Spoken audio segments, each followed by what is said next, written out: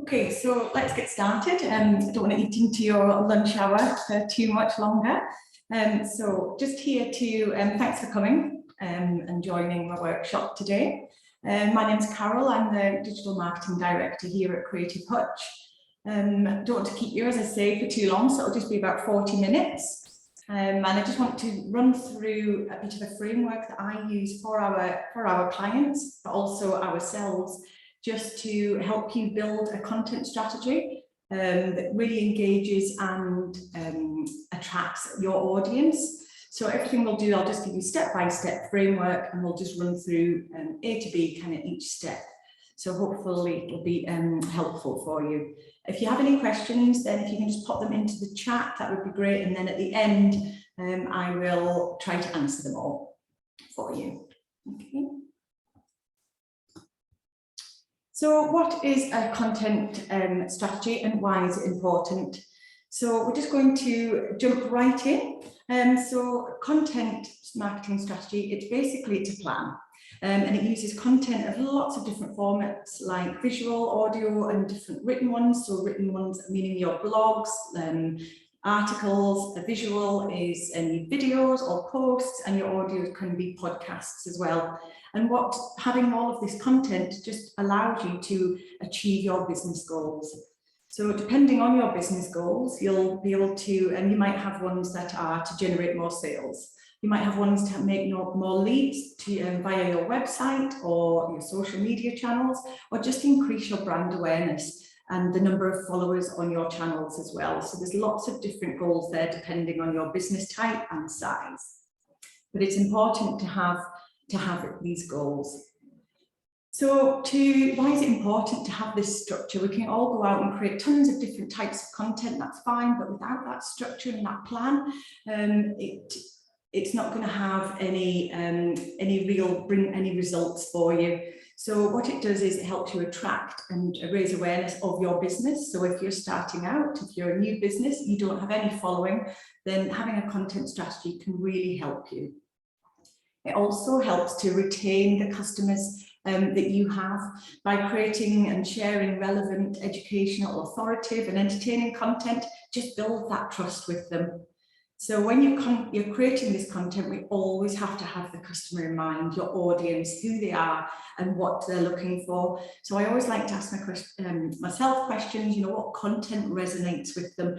What channels are you going to use to reach your customers? And then when they're ready to invest, you put out all that content that's really built trust with them. And then when they're ready to invest, they come to you, you're top of mind. You've already built that trust for them. So naturally, they're going to come to you for your products and services. So having that content in place is really, really important, having that strategy. So just some marketing results and some stats here just to back up that, why it really is important.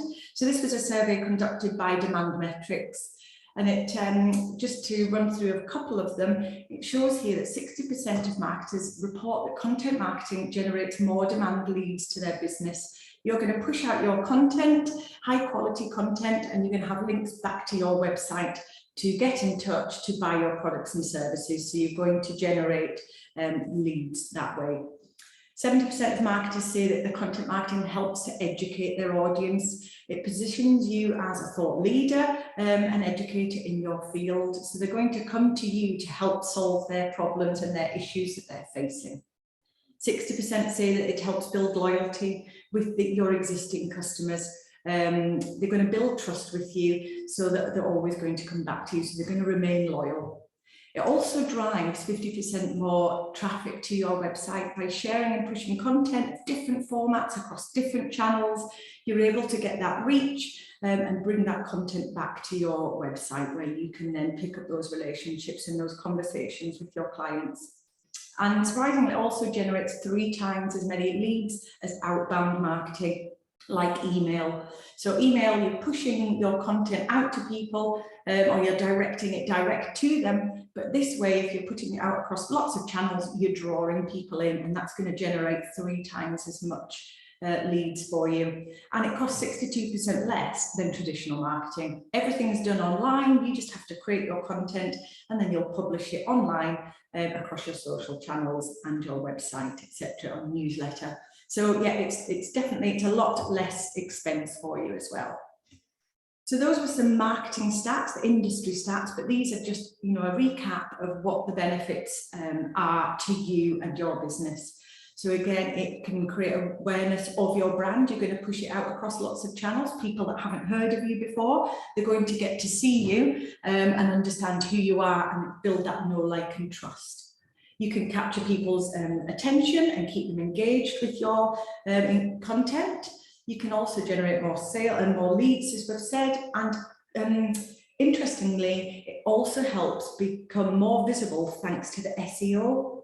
This is really important, how social media can really support SEO and your activity there. So your quality content is going to include also good topics that people are searching for, but we're also going to include the keywords and key phrases to help you rank better. So you're going to become rank better on on Google search and search engines like that. So your high quality content just builds trust, and it also builds authority in your niche, builds that know and like trust, but it also brings people to understand who you are and create awareness of your business. So it's all content is good content.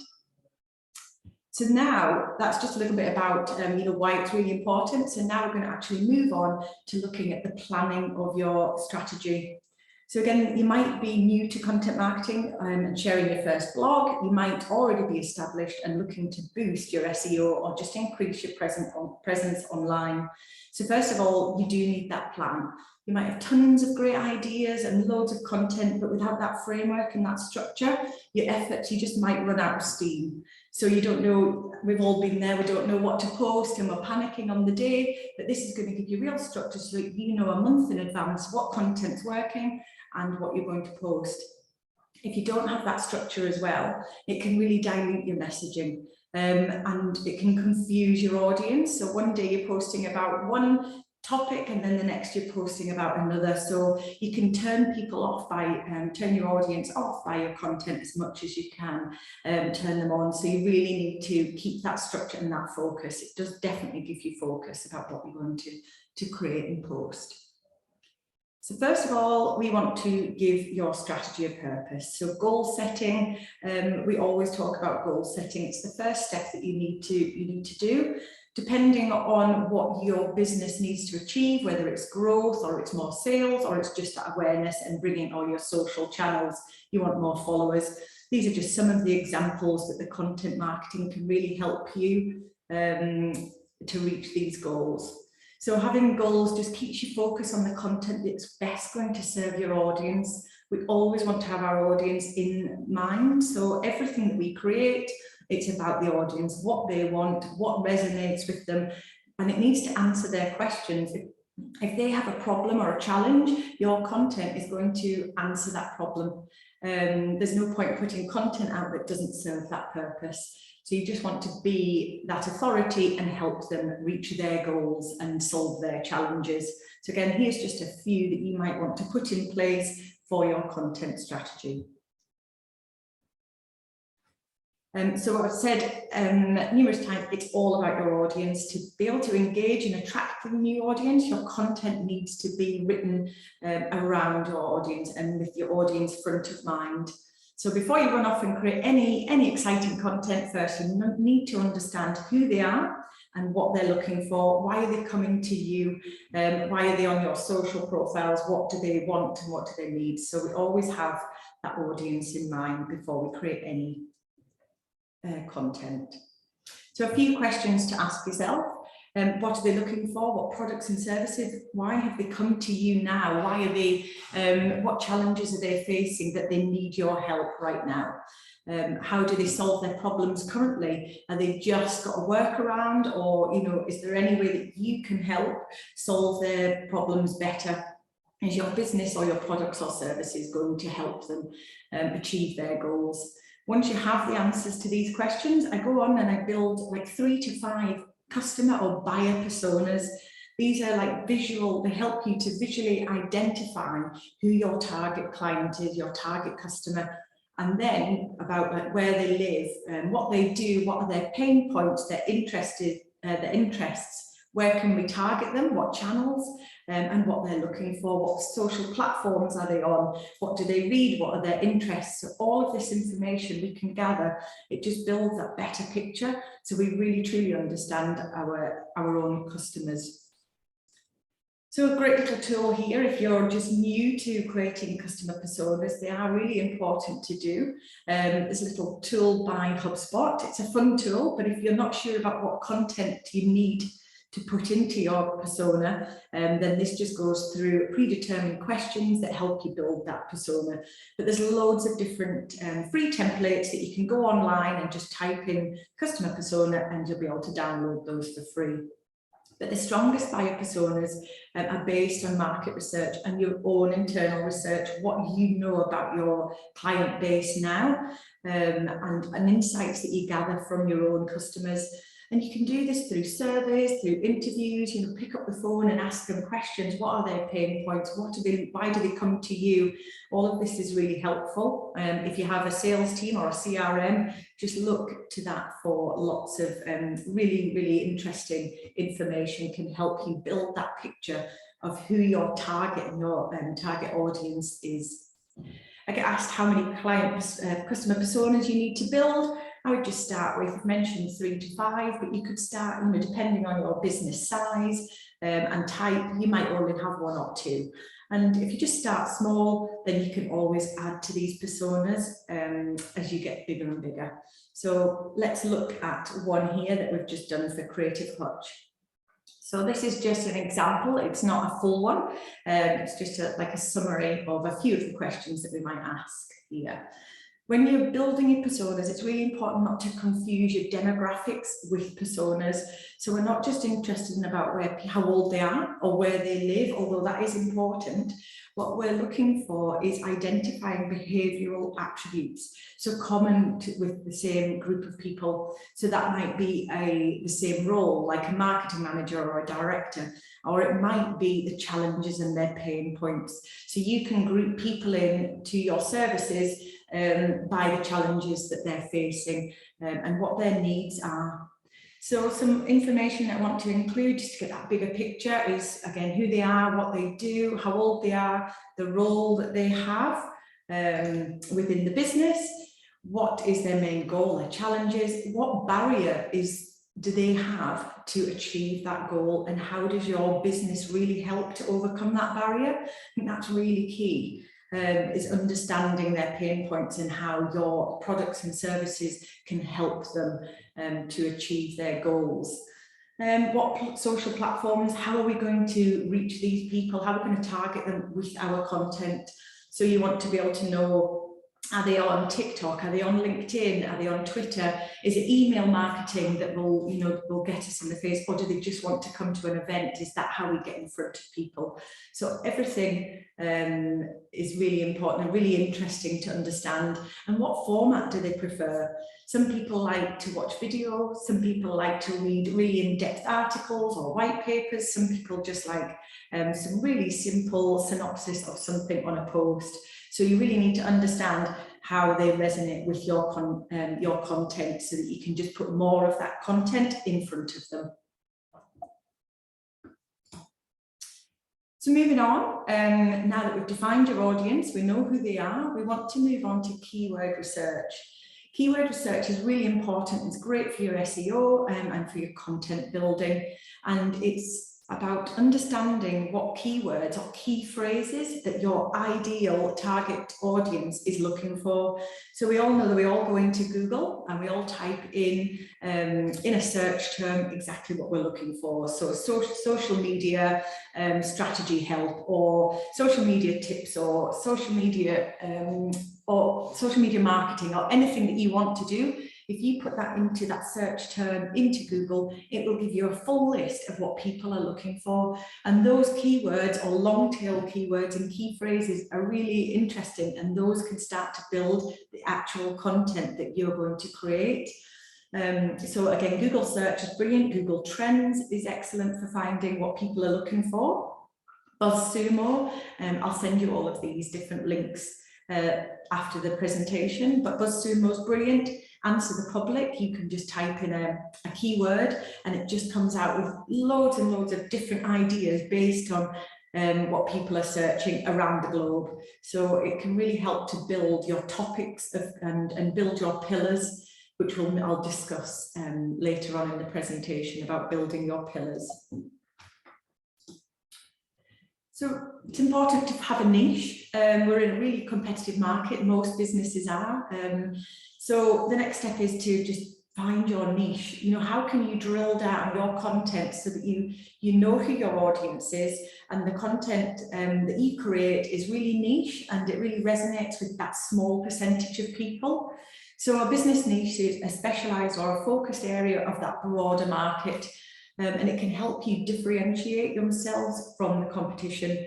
So when you have a product or a service that's very similar or exactly the same as everybody else in your industry, then it's hard to differentiate yourself from them, and the content that you might produce might be exactly the same. So how would somebody be able to choose between you or them?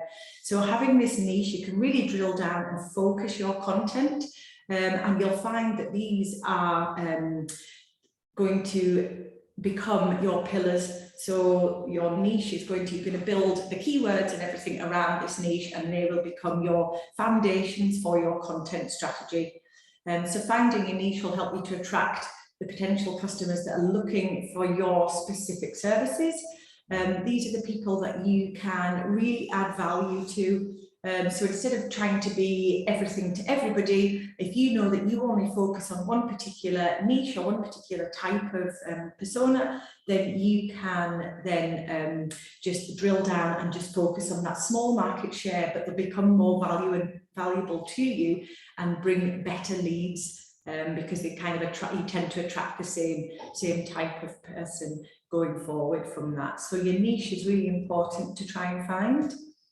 If you're new to and you haven't got a niche yet, then this is a great little hack just to help you to find it. Just get a piece of paper, draw 2 circles, and the first circle you just want to put, write down what you love doing and what you're good at, what services and products you provide, and why they're great or better than your competition. In the next circle, we want to write down the questions that people keep asking you. What do they want and what are the challenges that they are facing?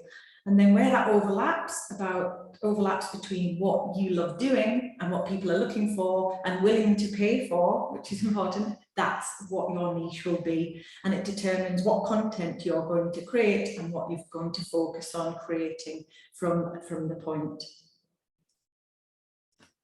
So just to give you an example of our niche, what we love doing, we love sharing our knowledge on brand marketing, design, SEO, and we love sharing that for marketing managers or startups, new business owners. So what we've done is really honed our content down to share our advice and our tips. We build workshops exactly like this one to really help and support our clients in our niche. So we understood quite quickly that marketeers or marketing directors were coming to us for our help because they needed to, and their team was small, or they didn't have the skills in-house or the expertise to reach their goals. So that might have been a campaign that they were running, or it might have been a new website or something. They were being tasked to grow their sales. So they've come to us, and then we are helping and being their extended team. So we found that they didn't have the time or the resources or that expertise, so they do lean on us, and we can help support them, and we also guide and teach them and give away our knowledge. So that's where we have found our real niche spot. So everything we do, we focus on this niche and these type of personas. Okay, so now we move on. We've set our goals that you want to achieve, which are important. We understand our audience because we've created our personas. We've nailed down our niche, so we know who it is that we want to attract and what our niche is, so where our messages are going to and our positioning is. And now we've looked at our keywords, so we know kind of what people are searching for. So the next thing that we're going to do is to look at how we actually create the content. So I know this is probably the bit that you're all here for. So first of all, it does start with content pillars. Content pillars are themes or buckets of content that you care about and what your audience cares about. So for us, it's kind of brand, it's marketing, it's social media, and these become your pillars of everything, your foundations, your bricks and mortar of all of your content. So it will help you, just helps you stay focused on the content that you create that's relevant for your audience and their needs. It's really important not just to create content just for the sake of creating content. It has to have a purpose and it has to be what your audience is looking for. The pillars help you to help answer questions, educate, solve a problem for your audience, and it keeps consistency across your messaging and helps you to build trust and establish an authority in your area. So again, it's all really important to define these content pillars. Again, so just to break that down, how you can go and create your content pillars is just to look at your expertise. What do you offer? What's your products or services, the solutions that you provide for your audience? You want to have them, who are they? What content are they interested in? Think about the type of client that you'd like to attract and work with, and then you choose those pillars that you know that are going to attract those type of people. And then again, looking at your niche, what do you specialize in that really helps your target audience? And these are all going to help to build your pillars. So your pillars are buckets or themes that you know that you want to talk about, that you're passionate about, and you know that people are looking for and can really help. So these are our 5 pillars, our content pillars. They don't have to have 5, you can have 3, you can have up to 10, but I wouldn't suggest that you go over kind of 5, because it's difficult to then start to not dilute your messaging. So yeah, I would start with a few and you can always branch out after that. So once we've got our pillars in place, the next thing that we want to do is to look at subtopics. So under each of our pillars, brand, digital marketing, design, social media, SEO, I've then just given you an example of what I would do next. It's about building subtopics. So for social media, we're going to look at tips. We're going to look at how ways of finding your niche, looking at content pillars, content planning, trends. So for each of these, you just kind of get a piece of paper and just start brainstorming all of the subtopics that you can talk about that's underneath that main pillar. And you'll find that there's so many. Look at what the people are doing, and even look on social channels, look at Instagram and see what people are posting about. You can soon identify their different subtopics and pillars in there. So then I move on. Once I've got my content pillars and my subtopic ideas, the next thing is about the content types. So what content are you going to create? So from your pillar, I'm going to create maybe blogs, white papers, workshops, podcasts. I'm going to run an event.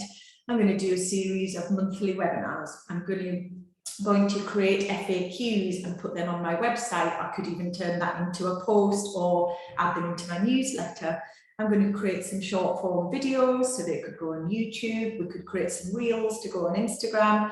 Maybe you want some downloadable guides that you can put on a post, and then you can add a gateway. So you want to capture people's names and email addresses so that then you can remarket to them and send them your newsletter. So there's so many different content types out there, hundreds of different content types. So just think what your audience going to resonate with, what type of content that they really like. Is it more video? Is it more written? And then you can start to define your content ideas. Again, just brainstorm, just write them all down. And then once we've got those ideas in place, we can then start to think about the different titles and topics that you're going to write about. So you might want to say that you're going to write 10 blogs or 5 blogs per month, and then from that point we're then going to, under that subtopic, and then we're going to then brainstorm some different titles of them. So these are lots of different ideas for you, but again, there's so many out there. So again, this is my next phase. I just start writing down and brainstorming lots of different ideas. So I think about under my subtopics, so my pillar is my social media. Then my subtopic is going to be around, offering advice or tips, social media tips. So then I can look at the blog ideas that I want to create. So 5 tips for creating content for social media, 5 top time-saving hacks, tools to help you plan your social media. And you can literally just brainstorm all of these ideas. I do look at the keywords, so I've already done my keyword research, so I know the type of phrases that people are looking for. So it might be, creating content for social media, so that's why I've added in, and it's always good to add in like a 5 top tips or 10 or a number in there. It really does engage an audience, and it's better for SEO and better for getting that content found on Google as well. So do think about the titles that you choose using your keywords. But these are all just based on everything that we've just looked at, what your audience are looking for, what they're searching for online. You've put your pillars in place, you've got your subtopics identified, and then you know that you're going to create blogs or posts, workshops, you're going to do ebooks. Again, there's many, many more, but these are just a few examples for you, and then you can just lists and lists and lists. And it's amazing how quickly you can generate a lot of content by following this structure. So once you have got all of this, you've started to think about all of the different topics. What I like to do for thinking about the channels that I'm going to post them on is to look at how you can group these together, because nobody wants to be just sold at. So if we take that we want to post on Facebook or Instagram, if you were to just post about your products and services day after day, week after week, it becomes really, people get turned off and they just will unfollow you. So you have to have that kind of mix of content so that you're not just that hard sell. So we want to group your content into educational, inspirational, promotional, entertainment, and connection. So that behind that scenes, sharing reviews with people, having that connection with other businesses, or even opening a conversation. So if you can have all of your ideas written down, and then you can start to group them. So the educational is where you're sharing tips, blogs, training, workshops. So today this workshop is it's educational. But then you also want to have inspirational. So we do tend to share other people's like inspirational quotes or other customer stories or other brands that we really do find inspirational, and we like to share their content. Promotional, it's about behind the scenes, who we are at Creative Hutch, what we do, what we offer. Entertainment, just show your personality. These can be funny videos, reels, any stories that you want to post, so just about what you're doing on a day-to-day basis. The connection, sharing case studies. You can ask for feedback, share any events, shout outs to other people, other businesses in your area. And then the conversational one, which is really, really important because social is all about being social. So it's about creating FAQs, creating polls. So on stories that we can generate a poll, we can ask questions. LinkedIn is brilliant for this because you want to be asking questions. Again, you can run polls on LinkedIn too, but you're getting that conversation started. Again, on an Instagram post, add your comments to, below, and you just get that conversation started. And that's where you'll soon find that your relationship and your engagement rates really do kind of rocket. So that's the difference between just posting or having that engagement part of your post as well. So it's really important not to do the hard sell. We don't just want to push out about us all of the time. So, and again, I mentioned it before, just to repeat these and not have the same type of post going out all of the time. So this is just an example. It's not set in stone. You might not want to post every day. You don't have to. As long as you have consistency and you post, you know, if you're going to post 3 times a week, try and keep that consistency going. But here, just to start planning, I always find it's better to look at a Monday and say, right, well, I'm going to do an educational one, so we've got an event to promote, or we've got some tips to give away, and then do something entertaining in the afternoon, or that can be on a story.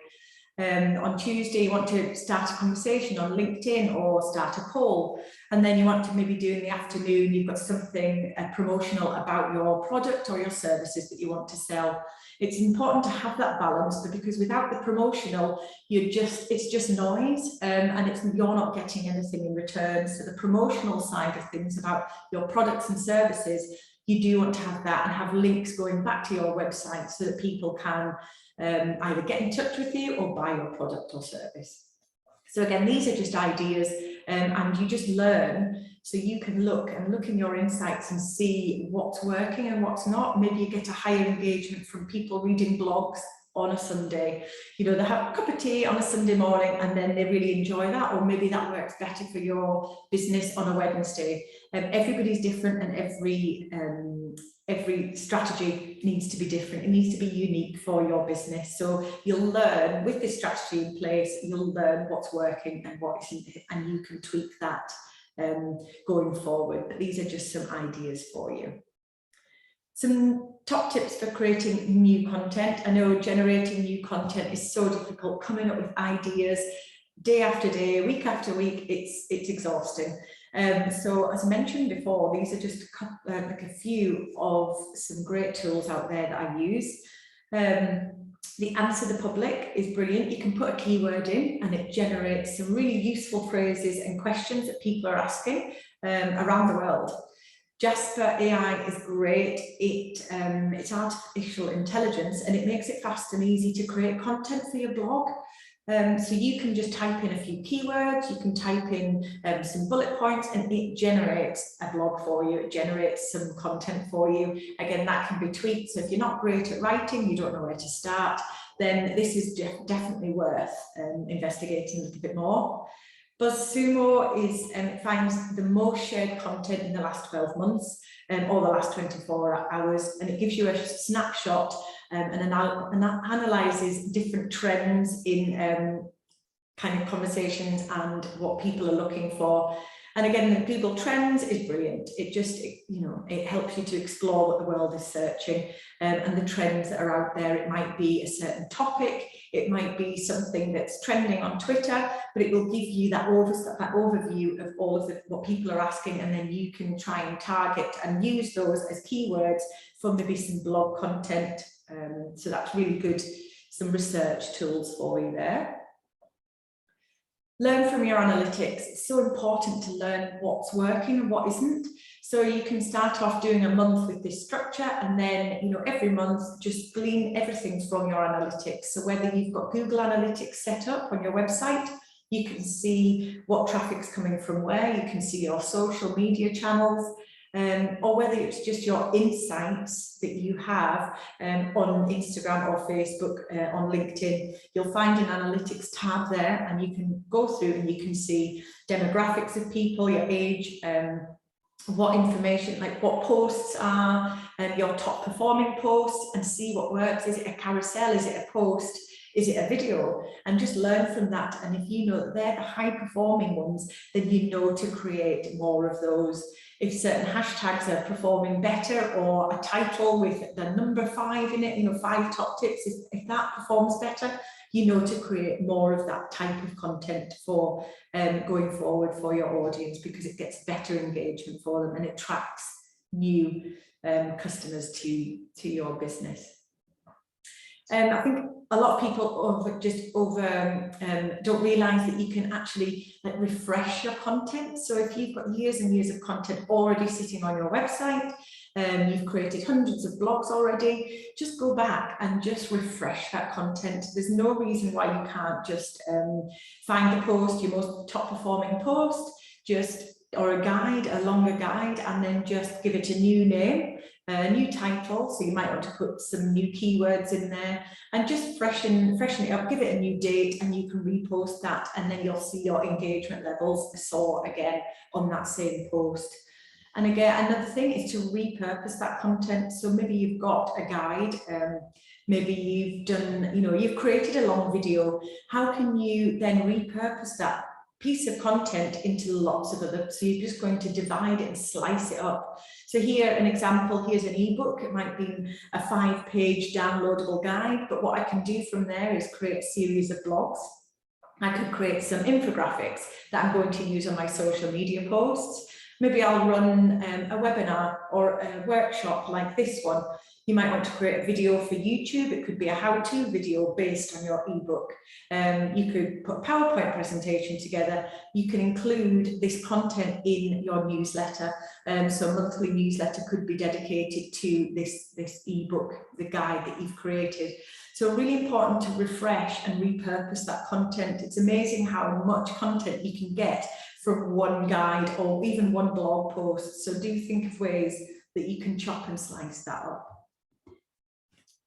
Just some little high engaging content ideas for you, some topics to think about that might help you when you're trying to brainstorm your ideas. You can introduce your team. Photographs, we know photographs and video is the way forward, and your stories as well. So if you can introduce yourself and show people who you are, it builds that trust value with them. People like to see people and they buy from people. So definitely share your face as much as you can. Introduce yourself, tell people what you're up to, share news about your business, any events you're attending, and even share a few of your favourite things. People like to know about your interest as well personally, not just from your business aspect. So you can share, what you've enjoyed, podcasts or books, or share influencers that you like. Just share some fun facts, infographics, just little short form, anything works really well. So carousels work really well for engagement as well. Shout out to other businesses, tag people in. You'll often see you'll get a lot more engagement if you start to tag people. You can start a conversation and tag somebody in as well. So yeah, lots of just a few little content ideas there. But again, look what other people are doing, look at your competitors, see what they're posting, and you can definitely learn a lot from ideas from them as well. Tools to help you plan. I haven't gone into how I actually plan and anything. That would be another workshop for you, and hashtags and things of what to use. But the tools, there are some free tools out there, your Facebook planner. If you have your Facebook, then you can easily go into the calendar and just schedule all of your content once you've built that content and just share it on there. There's other ones there, Hootsuite Later, you do have to pay for. Another tool I haven't mentioned is just for creating the graphics. It's Canva. Again, I can share that with you if you've never heard of Canva, but it's a brilliant software that will just create all of your imagery and your graphics with text that you can then build for your social media to go with your posts. So I'll share that with you as well. But some great little tools there to help you plan once you've got all of your brainstorm and all of your ideas out of your head down onto paper. So that's kind of a whistle-stop tour, a high level, just an overview of building your strategy. I know it's a lot of information to take in.